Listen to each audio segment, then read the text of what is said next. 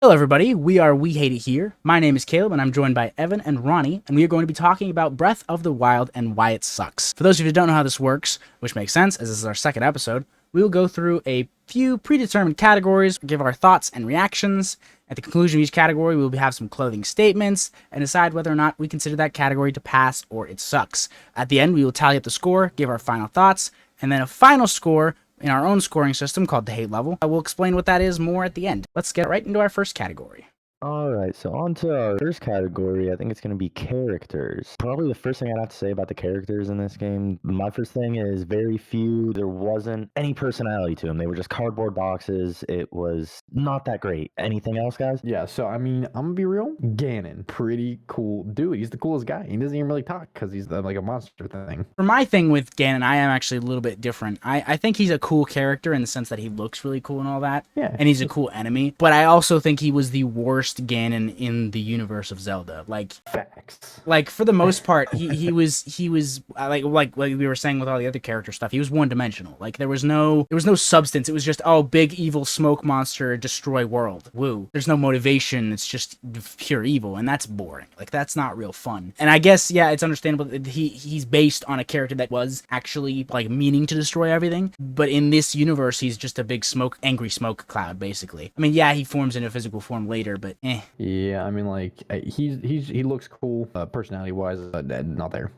Literally dead. He's not like a character, quote unquote. He's just kind of a thing, right? He's kind of he's like a natural force of destruction, right? Like his whole thing. Yeah, pretty much. He's like a natural disaster, basically. Not really an enemy. And then I mean, Link, he's just classic Link. I mean, he's literally the same guy. Yeah, just the same guy as that's just Link. That's Link. Yeah, he never talks. He swings sword. He goes, Yeah, break a few pots, call it a day. Grunty man Link. Now, the other thing that I will say about the characters when it comes to like their movements and such, it's for the most part it's all the same. Like the walking is all the same. How the characters move is basically all the same. There are some things that are unique to characters, like this character we're seeing right now. He has some of his own little movements and nuances, but for the most part, especially since you barely see these characters, like you talk to them for one mission every once in a while. Sometimes you come back, but for the most part, they're not really there. Like they're there, but they're not. They're just like part of the world rather than actually living in the world. Yeah, I mean they don't have personalities. Let's be real. Some of them might, but I mean obviously there's gonna be a few here and there, right? I mean, yeah, you have to. And then like one of the biggest parts of the game was the 4 heroes, and you talk to each of them maybe twice, three times if you're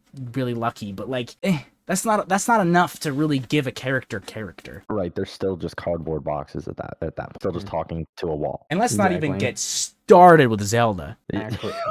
Actually a cutout. It's not anywhere near the quality of previous games. It's just not, unfortunately. So I think that's all we got to say about this category here. This is what we thought about the characters. So let's get everyone's final conclusive thoughts. Let's start with Evan. Yeah, I'm gonna go with everything here. No personalities. A guy looks cool and a guy grunts. Not a lot of good things here. So I'm gonna go with that sucks. And Ronnie. I'm pretty much just gonna say the same thing for the exact same reasons Evan said, and I'm saying it sucks. I'm going to say the main reason I think that this one it does suck is mostly just because of the lack of characters. Like the world seems kind of barren. And we'll get more into that in the next category. Okay, so the world. Not too much to talk about here. Pretty much nothing there. Empty, quiet, and lonely. It is a dead landscape wherever you go. Yeah, that's the biggest complaint I had with this game. There are some interesting things every once in a while, like this ruin here, but like it's so few and far between, and there's no actual substance to the ruins. They're just ruins that are strewn about everywhere to fill up space. Exactly what they're just there. Yeah, exactly. Like that's the big problem. It's just so empty. There's nothing to see. There's nothing to do except the temples that you can occasionally find places, and maybe you'll find 1 or 2 NPC that's cooking by a fire or something like that. But for the most part, it's just a big, vast, empty nothingness. And even in that nothingness, sometimes because it's so nothingness, you can get sniped by a guardian from a million miles away, and you'll have no idea it's even happening until you're dead. And it's not necessarily a bad thing, but for the most part, it can be annoying. It takes so much time to move anywhere. And the big thing I think that they were trying to go for is that they were trying to preserve the open worldness of what other Zelda games have done, and for the most part they did kind of capture the open worldness, but it's too empty. There's nothing to do. In old Zelda games, one of the the things with the open world is that they were small enough that it wasn't that big of a deal. Like you could get on your horse and you could run for about 3-4 minutes and you'd be in a completely new area, and that just made it so you could consistently be in the gameplay. Whereas in this game, you can run for 25 minutes and you'll still not have seen a single other thing. Right. It's just it's a walking simulator. That's all you're doing. That is you're just walking. You're running through the world. It seems like everything is so far away. It takes you forever to get anywhere. I don't know. It seems like the world is too big and it's too empty. If you're gonna make a big world, include things in that world. Keep the world interesting. Don't just make a big world to say that you made a big world. Fill it up with some fun things to do. You know, give me little games I could play, and like a lot more side activities and such. Or put people in there. I don't know. You know. This is one thing I would say with a game that came out around the same time. Genshin had the advantage in that sense, is that it actually had things to do almost constantly. I'm not saying that Genshin is a good game, because I will definitely say that there are definitely things wrong with Genshin. However, it did do the open world aspect correctly. There was actually things to do. And not to go back to the first topic or anything, but it's have recurring characters if you're gonna do that. Yeah, I mean, I like back to the and I know I said it right, but the music again in a game where music is pretty important in the Zelda universe. I mean, you know, you have the Ocarina of Time. Oh yeah, music makes the whole Zelda. You have to have the music. Yeah, there's so much music in Zelda. Like most of them, you always have a funny little instrument that you can play, which is awesome. And then this one, just I don't know what the deal is, but they just decided to not put any in, and it's just, again, it's a dead world. I mean, there's nothing happens, nothing at all. Yeah, and also I don't know if anybody else was paying attention, but when you were talking about that just then, this guy that we're watching play died in a rock. I saw I it. missed out. I wasn't even watching. He was trying to climb up onto a pier by grabbing onto the rock, and he clipped into the rock and died. So obviously, but I'm not going to count that against it, because it is an open world game. Even if it is empty, it is still open world, and therefore there's going to be a lot of bugs like that in the game. That's just how it is. And then, you know, they tried to add some sort of gameplays in the open world with, you know, with the temples and such. They tried to, but then they just boiled down to being the same types of temples over and over, and they're most of the time not even worth doing unless you're just 100% they're trying to complete it. But most of the time they literally lead to nothing. I mean, there's no reason for you to do them. I feel like later in the game, the temples just kind of became a chore that you had to do to be able to make your character a little bit stronger. All right, I think we have wrapped up on this category. Let's get some final thoughts here as well. Go ahead, Ronnie. I'm gonna have to say, for the world, I mean, yes, it's a big world. It has some amazing views, you know, but ultimately there's not much going on in it. I'm gonna have to say it sucks. All right, yeah, and Evan. Okay, so I mean, you know, I see what they're going for. They had a good idea, and you know, they could have did something with it, but it ended up not pulling through. I don't know why they chose to do some things they did, but they didn't pull through for me, and I got to go with it sucks. Yeah, and for me, it kind of the same. I will say definitively that most people did like it, and that is an understandable thing. It's a lot of people are diehard Zelda fans in general, and some people do just enjoy open world games. For most of us here, we're just not a huge fan of open world games in general, as is obvious by our Horizons video. So I will unfortunately also have to give it sucks. And on to the next category. And for the gameplay of this game, one of the biggest things that this game and almost all open world games suffer from is repetition. And we talked about this in our Horizon Why It Sucks as well. It's a big thing that always happens when you try to achieve such a huge world that you have to fill in the gaps for all the gameplay. And we actually touched on it a couple times already. Like the temples, for instance, they are pretty cool at the first, and they seem like a novel, new, fun idea. For the most part, it's just as you get deeper into the game, they just get more and more of the same things. Like they change them up a little bit. Like, so if this happens at this point in the map and this happened over there, and they do kind of change what your abilities do occasionally and how you use them, but for the most part you can use what you learned from all the other ones in all the other ones, so it's not really that different. Yeah, I mean, everything is, you know, you have the collection aspect for gameplay. I mean, you know, because you always have to. It's a crafting game, open world, there's always going to be crafting in an open world game. I don't know why, it just is what it is. I guess to give you something to do. Material management, that's fun, but you have to collect. Fun, he means not fun. Yeah, not at all. It's just not. And again, it's for some reason it's just intertwined with open world. I think it's just so there's a lot of touchies for you to grab. Some games do it properly. Like for instance, I'm not a huge fan of Skyrim, but it does do the material collection pretty well. Like you go and you do a quest or a mission or something, and as you're doing that mission, there are things that are just there. You don't have to go out of your way to find them. Right, herbs and stuff that you pass. You know, you don't have to go on a quest to get something. I mean, you certainly can if you're looking for something. something specific, but you don't have to do that. You know what I mean? Yeah, and I mean they try to factor in, they try to make it more important actually in this game with material collecting in terms of like finding weapons and stuff, because they literally break after you ever trip, hit a little rock and that thing will fall apart. They're made out of real world Nerf weapons.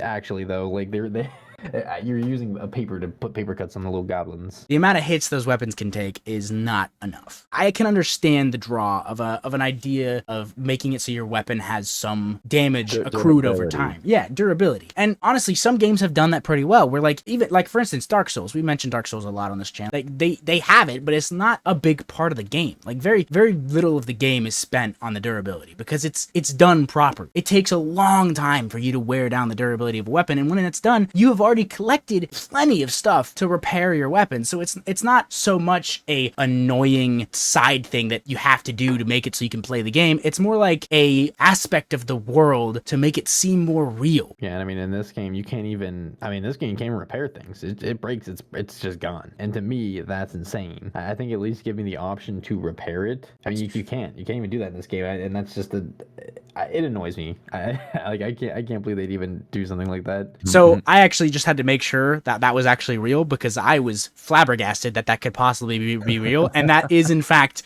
real. You cannot repair your weapons no matter what. That's ridiculous. That is not a fun gameplay. That is so stupid. Yeah, so one breaks. Guess what? You got to go hunt for a new one. Good luck, idiot. All right, I think that's it for this category. Let's get some thoughts. Evan, what are your thoughts? Gameplay, there's nothing going for it. I'm gonna be honest. I don't even think they even had a good idea. It's a big old it sucks for me. All right, and Ronnie, what's your thoughts? I'm gonna have to say, just due to the repetitiveness of it, combat not really changing much, that there wasn't much going for gameplay. I'm gonna say it sucks. I'm actually gonna give it somewhat of a lesser it sucks, mostly just because of the variability they had in the actual abilities. There are some fun things you can do with it. It is pretty niche, and it's not really a part of the game. It's just a little fun thing you can do on the side. I'm still gonna have to give it an it sucks, but I will give it props for trying to add some fun little features that people can mess around with that aren't necessarily part of the game. All right, and on to the next category. We're going to go to graphics. So the graphics in this game, they were okay. It seemed a little bland at times. It does have its moments where it looks very good, but I don't know if that's necessarily the graphics or if that's just the pretty scene, the pretty picture, when it's not hitting the pixels. What do you think, Evan? Yeah, I think in terms of graphics, I don't think it's terrible. It's a cartoony look that is sometimes okay. A lot of times though, it's pretty bad. Like in this picture right now, you can see in the mountains, like that JPEG on the mountain, like it's a stretch. Like, you can just see it. You can see the pixels. Yeah, one of the big things with open world games is